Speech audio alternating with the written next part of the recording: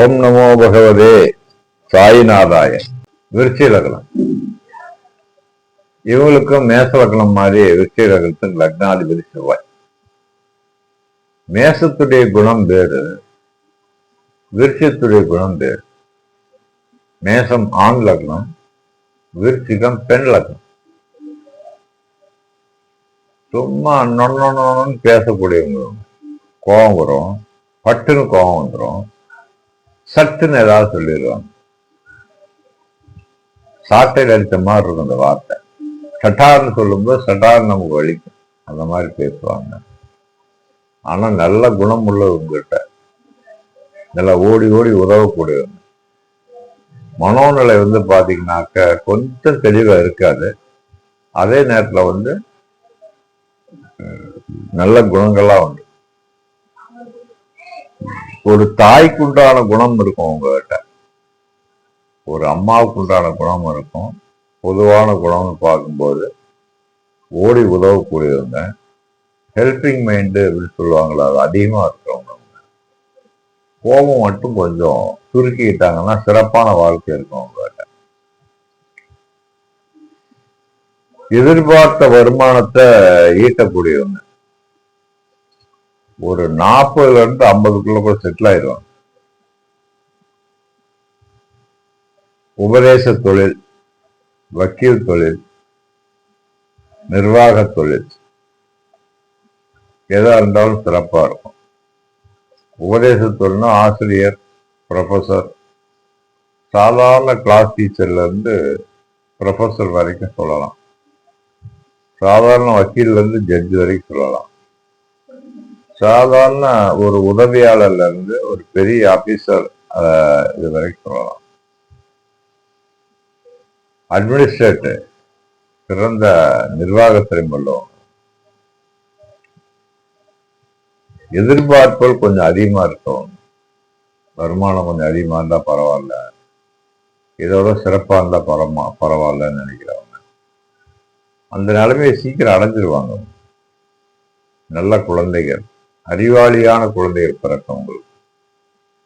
சிறு வயசுல சொல் பேச்சு கேட்கலைன்னா கூட சிறந்த அறிவாளி, புத்திசாலியான குழந்தைகளை பெற்றெடுக்கக்கூடிய ஒரு அமைப்புள்ளவங்க.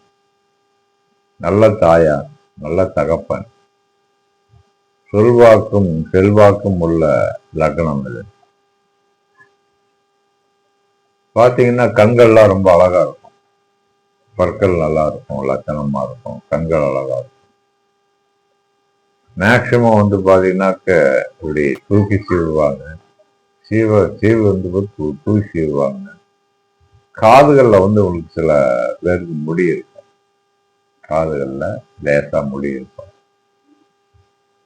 நெஞ்சுரம் மிக்கவர்கள், தெய்வீக ஆற்றல் மிக்கவங்க, முருகப்பெருமானுடைய